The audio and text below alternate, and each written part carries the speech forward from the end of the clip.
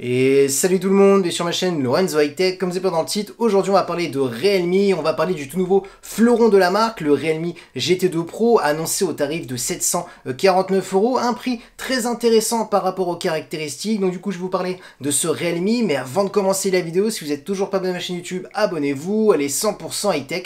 N'oubliez pas d'activer la petite cloche de notification pour être notifié lorsque je publie une vidéo, ou sur ma page Instagram Lorenzo High Tech, je donne souvent des informations, des promotions, tout ça en story. Et maintenant, c'est parti! Du coup, petit rappel des caractéristiques de l'écran de ce Realme GT2 Pro, on a une diagonale de 6,7 pouces avec une très bonne définition Quad HD+, la technologie d'écran, on est sur de l'AMOLED, accompagné d'un taux de rafraîchissement de 120 Hz. D'ailleurs, on est sur une dalle LTPO 2.0, c'est une dalle qui va permettre de descendre de 1 Hz et de monter jusqu'à 120 Hz. Donc du coup, par rapport à vos usages, l'écran va s'adapter, donc du coup, ça va permettre de moins consommer de batterie. C'est l'avantage de la dalle LTPO 2.0. On a aussi un taux d'échantillonnage qui monte jusqu'à 1000 Hz, donc ce qui est complètement énorme. On a ensuite un écran de 1400 nits en termes de luminosité, un écran aussi qui est certifié HDR10+, pour tout ce qui est contenu multimédia. Ensuite, concernant la sécurité, on a un capteur d'empreinte qui est sous l'écran, et concernant la caméra frontale, on est sur une caméra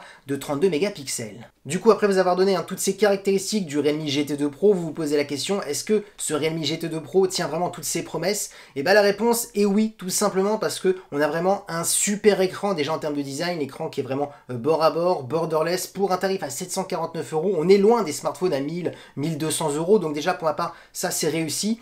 Ensuite, la qualité d'écran est pour ma part super, c'est voire peut-être le meilleur écran qu'on va retrouver à ce tarif à 749 €. L'écran est plutôt bien calibré, on a vraiment une bonne fidélité des couleurs, on n'est pas sur de la saturation, donc voilà, à ce niveau-là, j'ai rien à dire. Je l'ai testé sur des films, des séries, et franchement, c'est un plaisir de regarder du contenu multimédia sur cet écran. Ensuite, concernant la réactivité, concernant le taux de rafraîchissement de 120 Hz, je peux vous dire que oui, on ressent le 120 Hz lorsque vous scrollez sur des pages web, lorsque vous naviguez, on voit que c'est vraiment très très fluide. Je l'ai testé aussi sur un gros jeu vidéo que vous devez connaître, Call of Duty Mobile, qui est un très bon jeu vidéo parce que vous pouvez régler le taux de rafraîchissement, les graphismes, vraiment les performances. Je l'ai testé et franchement, j'ai ressenti cette réactivité, cette fluidité. Donc franchement, il n'y a rien à dire pour un smartphone à ce tarif. Si vous vous posez la question, est-ce que vous pouvez faire du gaming dessus ou regarder du contenu multimédia, et la réponse, c'est oui.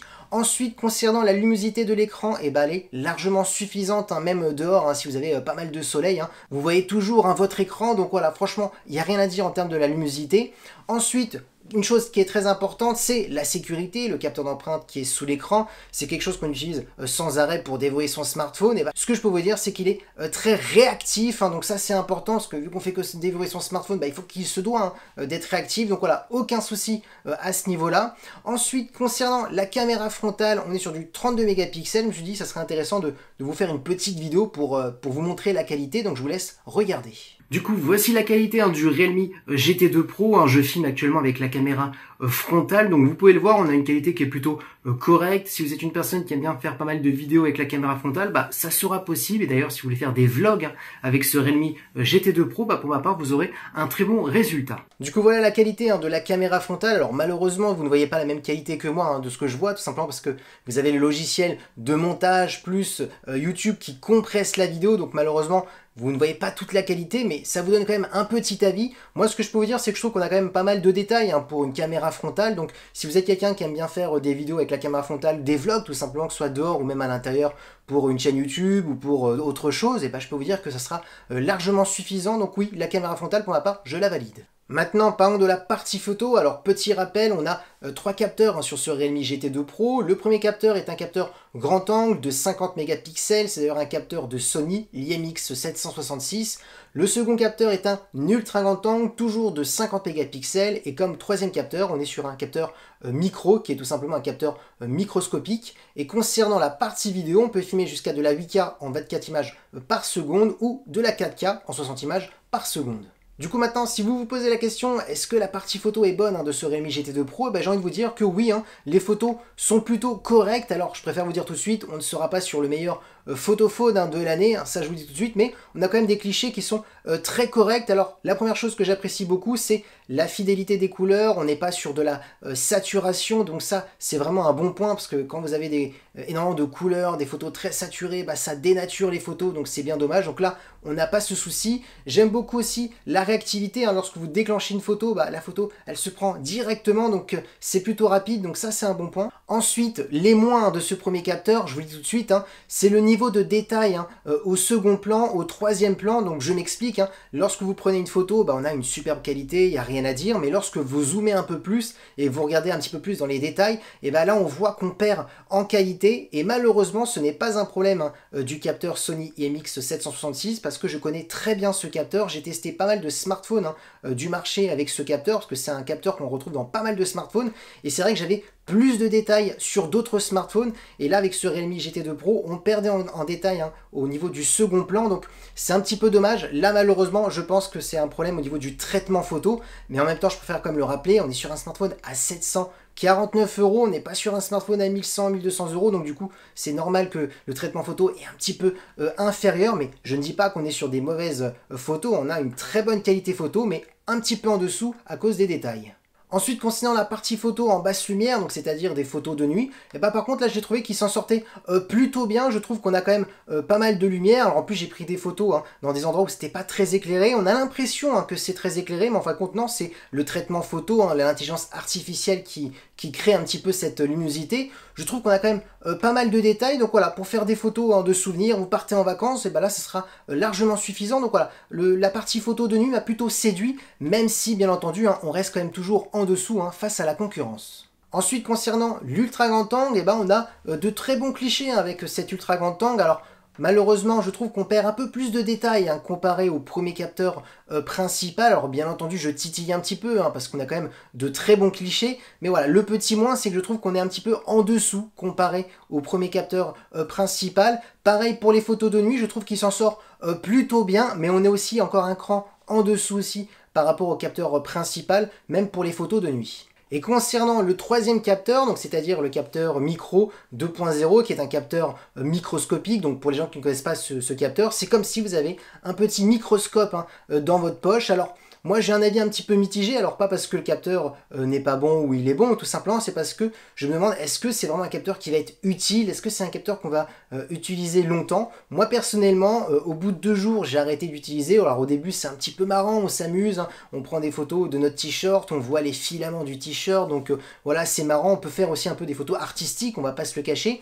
Mais est-ce que c'est un capteur qui aurait dû être là comme troisième capteur? Je ne sais pas, moi j'aurais préféré avoir pourquoi pas un capteur téléobjectif où là on va plus s'en servir. Donc voilà, j'ai un avis un petit peu mitigé comme troisième capteur. Dites-moi vous en commentaire, est-ce que vous souhaitez encore un capteur microscopique hein, dans les futurs smartphones? Maintenant parlons de la vidéo. Et bah la vidéo m'a plutôt séduite. Alors je vous dis tout de suite, hein, j'ai testé ce smartphone vraiment en 4K en 60 images par seconde et non pas en 8K, parce qu'en 8K ça va être compliqué de vous montrer de la 8K sur YouTube, parce que tout le monde n'a pas une télé 8K, il faut avoir aussi sinon un ordinateur qui a la possibilité de lire en 8K, donc c'est très compliqué. Donc je me suis dit on va se concentrer, hein. Je vais vous mettre une vidéo en 4K en 60 images par seconde. Donc là les points positifs pour ma part, ça a été la première chose, c'est la stabilisation. Voilà, j'ai fait pas mal de vidéos en marchant et la vidéo était plutôt stable, donc on a une bonne gestion au niveau de la stabilisation. Ensuite la qualité, pour ma part on a de très belles vidéos, alors un petit peu en dessous pareil hein, par rapport à d'autres concurrents, mais franchement c'est parfait hein, pour faire des vidéos souvenirs quand vous partez en vacances, vous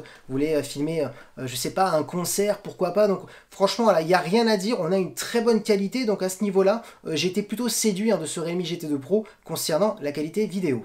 Du coup, pour résumer hein, la partie photo et vidéo de ce Realme GT2 Pro, bah, c'est qu'on est sur un bon photophone, mais avec des petits moins, et en même temps, c'est un peu normal, on est sur un smartphone à 749 €, on est quand même bien en dessous par rapport à la concurrence. On a d'autres bons points que je parlerai par la suite hein, de ce Realme GT2 Pro. Il y a d'autres caractéristiques où Realme a vraiment misé hein, pour un tel tarif, donc c'est pour ça aussi qu'il fallait bien avoir quelques petites restrictions sur certaines caractéristiques, et là, c'est dont la photo, donc voilà, je ne dis pas que la partie photo n'est pas bonne, on est sur un très bon photophone, mais avec un petit peu de manque de détails hein, dans certains clichés. Des fois on a pas mal de détails, des fois on en a un petit peu moins. Quand vous regardez dans les photos, au second plan, au troisième plan, on voit que ça manque de détails. Donc voilà, c'est ça, vraiment les petits moins de ce Realme GT2 Pro. Mais par contre, on a quand même de belles photos. Donc si vous voulez prendre ce smartphone pour faire des photos de souvenirs quand vous partez en vacances, ça sera largement suffisant. Et concernant la vidéo, on a une très bonne stabilisation, on a une très bonne qualité, mais qui est quand même un petit peu en dessous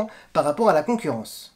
Maintenant, parlons de performance. Alors, petit rappel, vous aurez le choix entre 8 et 12 Go de RAM. Comme processeur, on a tout simplement le meilleur processeur de Qualcomm, c'est-à-dire le Snapdragon 8 Gen 1, qui est un processeur qui est là pour tout faire tourner, les gros jeux vidéo, les grosses applications. On a un système de refroidissement pour éviter les surchauffes.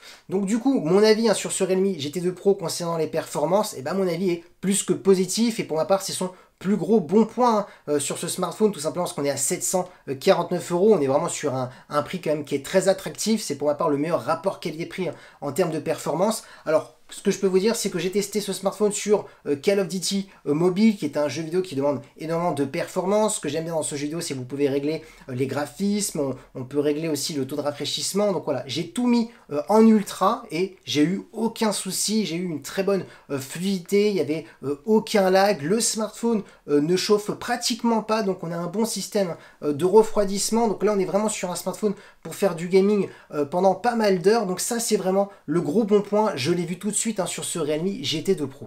Ensuite, concernant le son, on est sur un son stéréo compatible Dolby Atmos. Alors mon avis sur le son, c'est qu'on a un son correct. Alors c'est pas le meilleur son que j'ai entendu sur un smartphone, mais voilà, on est sur un très bon son, suffisant pour regarder du contenu multimédia, suffisant pour faire du gaming, même si je conseille souvent aux personnes de mettre un casque, que ce soit pour regarder des séries, des films ou pour faire du gaming. Ensuite, concernant la batterie, la marque avait annoncé une batterie de 5000 mAh avec de la recharge rapide de 65 watts.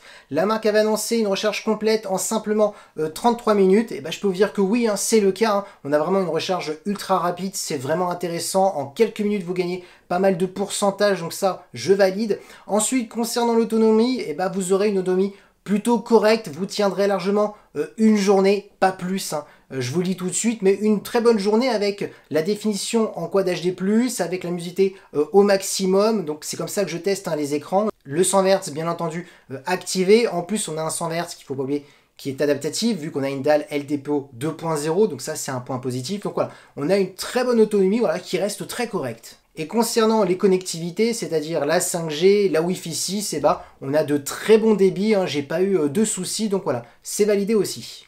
Du coup, le petit bilan de ce Realme GT2 Pro, c'est un bilan plutôt positif. Pour ma part, c'est un très bon smartphone que je vous conseille au tarif de 749 €. C'est pour ma part un très bon rapport qualité-prix. Je m'explique, tout simplement, ce qui est intéressant, c'est qu'on a du Quad HD+, on a du 120 Hz adaptatif, ce qui n'est pas le cas encore dans tous les smartphones à ce tarif. Donc c'est pour ça, pour ma part, c'est un bon rapport qualité-prix, parce que souvent, ça peut arriver, par exemple, chez Xiaomi, d'avoir du Snapdragon 8 Gen 1, le dernier processeur de Qualcomm, mais peut-être on n'a pas du Quad HD+, on n'a pas une dalle LTPO 2.0 qui permet d'avoir un taux de rafraîchissement adaptatif. Donc c'est pour ça, je trouve qu'on est quand même sur un smartphone qui est plutôt équilibré, chose qu'on n'a pas sur d'autres marques. Donc pour 749 €, les plus, c'est la calibration de l'écran, la fidélité des couleurs, le 120 Hz adaptatif grâce à la dalle 2.0, la définition Quad HD+. La partie photo, c'est correct, mais bien entendu, il y a mieux sur le marché. Un autre gros plus pour ma part, c'est les performances. Le Snapdragon 8 Gen 1, il fait largement son travail pour faire tourner tous les derniers jeux vidéo très gourmands. La batterie, la recharge ultra rapide, ça c'est vraiment un bon point. En 33 minutes, votre smartphone est complètement rechargé et gagner quelques pourcentages en quelques minutes, ça c'est vraiment un bon point. Donc du coup, pour ma part, c'est vraiment un bon smartphone, un bon rapport qualité-prix. Donc oui, je vous le conseille. Et voilà, la vidéo est terminée sur le Realme GT2 Pro. J'espère que la vidéo vous a plu. Si c'est le cas, n'oubliez pas le petit pouce like, de vous abonner sur cette chaîne YouTube et d'activer la petite cloche de notification pour être notifié lorsque je publie une vidéo. Vous sur ma page Instagram, Lorenzo High Tech, je donne souvent des informations, des promotions, tout ça en story. Et maintenant, je vous dis à très bientôt.